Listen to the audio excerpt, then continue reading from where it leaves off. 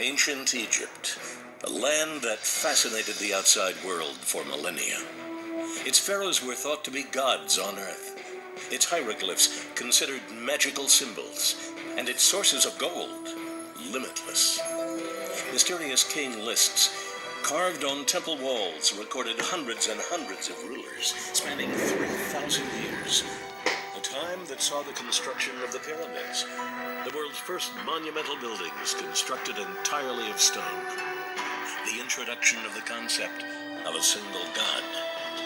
Advances in medicine, architecture, literature, and art. And the most sophisticated preparation for burial and eternal existence in the afterlife the world has yet seen. Yes. It is mysterious. Ancient Egypt and the game TUTANKHAM Arcade from the beloved and well-celebrated Champ Games. I've got the homebrew, and this is not my fully official review, but it's a little bit of a mini demo, the way I like to do things, as we go searching for a treasure. But it doesn't come easy. That treasure has to be earned and fought for.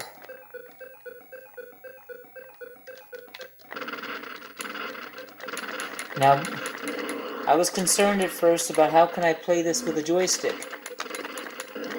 And after trying it with a joystick, which I'm doing now and feeling pretty comfortable with, I played with the Sega Genesis controller and 2 Sega controllers. We're talking joysticks. And I definitely excelled using the Sega controller, but I've come back and I'm playing with the regular joystick, which is really how I want to play my Atari 2600 games. I'm sure you guys are like that, but it's great how Champ Games offers you the variety. But I'm happy to say that after really thinking about it quite a bit, I feel like I can play this pretty well with the joystick. And even if I might be able to, well, very likely be able to go really farther with that Sega controller and joysticks, there's something about playing it with the joystick, and I'm getting the hang of it. Lots of different variations to control your player. By the way, did you see the art on that I showed you? It shows kind of a Western type adventurer guy wielding 2 pistols and blasting away, and that really kind of makes me appreciate what's happening with our character here. He's not just some dopey little guy. He's a stud, and he blasts away his pistol. Now, before I made this review, I pissed away my zap weapon, but you can do that by double tapping the fire button.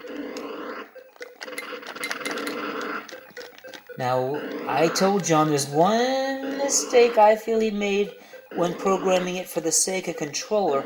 Oh look, we're about to get the treasure. Look at the treasure! Look at the treasure! Oh, the blue.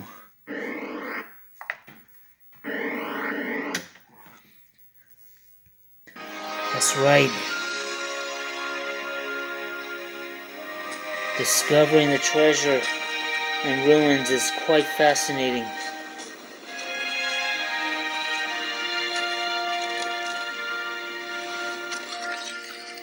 I love this blue screen. Scrolls from the library at Alexandria. This is the 4th level. I put it on pause just now, but we're playing a game here. The thing about the Sega control... Oh, I just did my zap. You gotta be careful about that. I didn't think I had any more zap. Is that he programmed it to be C button fires left and B button fires right. And so at first, I let him know that felt a little counterintuitive to me, since when you're holding the controller, the C button is on the right of the B button. However, John is an honest guy, and he kind of admitted, oh, I see your point, and it is what it is. But then after reaching out to him about that, I went ahead and got quite a score with that Sega controller, and it really wasn't that big a deal to switch that in my mind.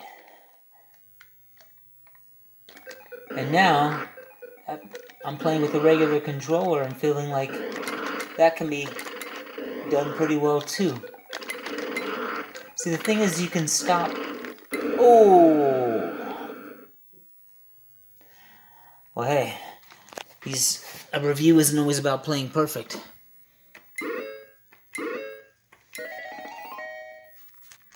But there are different ways to play it.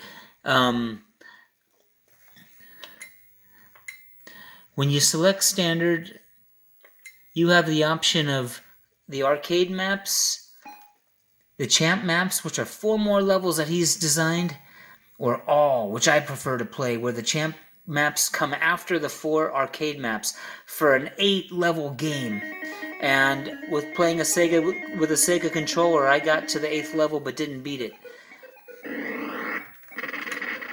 When playing, an important feature is if you put left difficulty A switch to left difficulty to A, you can make it so your character can stop and start as you run. You see that? It helps a lot. And I think even though the original arcade game forced you to run across a hallway,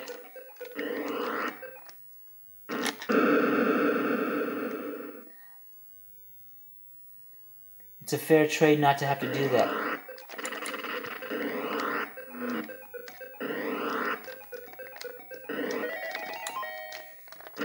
As you might imagine, you can rock yourself into place standing, and then hold the button, and then just move the joystick left and right to fire. It can be done. And even though I scored an incredible game using the Sega controller, and a pretty damn good using the 2 joysticks, I think I like the idea of playing this game with a joystick. Look at the treasure map! Ooh. I'm really impressed with the graphics of the treasures, and I'm not going to show them all in this video, so you can discover for yourself. Could this be possible? The awe and the legend, the mystery of discovering these treasures on your own.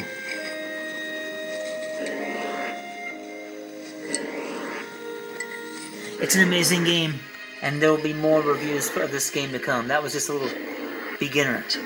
Talk to you later. Bluish green man with a strange looking goatee. I'm guessing that's significant.